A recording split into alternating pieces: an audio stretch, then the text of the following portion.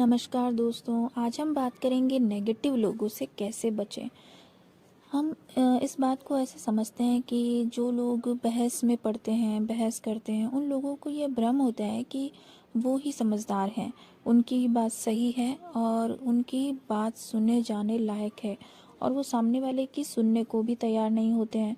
तो हमें उस समय वो ही पानी के जहाज की जैसा बन जाना चाहिए जिसके चारों ओर पानी होता है लेकिन उसके अंदर पानी नहीं होता है, वो डूबता नहीं। अगर उसके अंदर पानी रहेगा तो वह पानी के अंदर डूब जाएगा। ऐसे ही नेगेटिव लोगों की बातें होती है जो जब तक हमारे दिमाग के अंदर असर नहीं करती है हम नहीं डूबते, हम नहीं दुखी होते। लेकिन जैसे ही उनकी बातें हमारे ऊपर असर करेंगी तो हम दुखी होंगे। पर कुछ लोग तो रोते हैं, दुखी होते हैं और आखिर में उस व्यक्ति पर तो इस चीज़ का कोई भी प्रभाव नहीं पड़ता।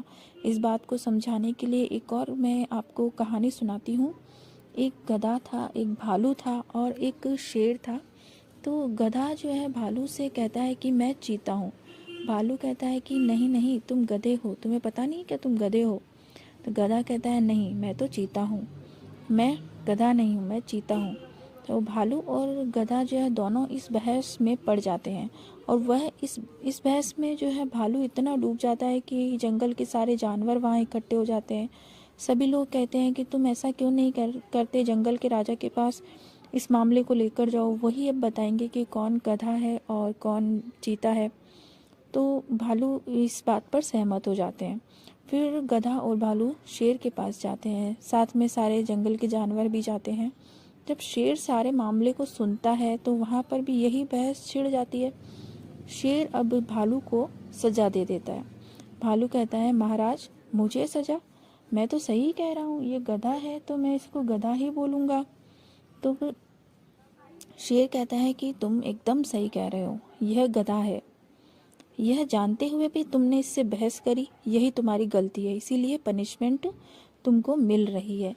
अब सोचिए कि आगे वाले का नेचर पता होने के बाद भी आप उन्हीं की तरह बिहेव करने लगते हैं, चिल्लाने लगते हैं, पर उसकी सज़ा तो आपको ही मिलती है।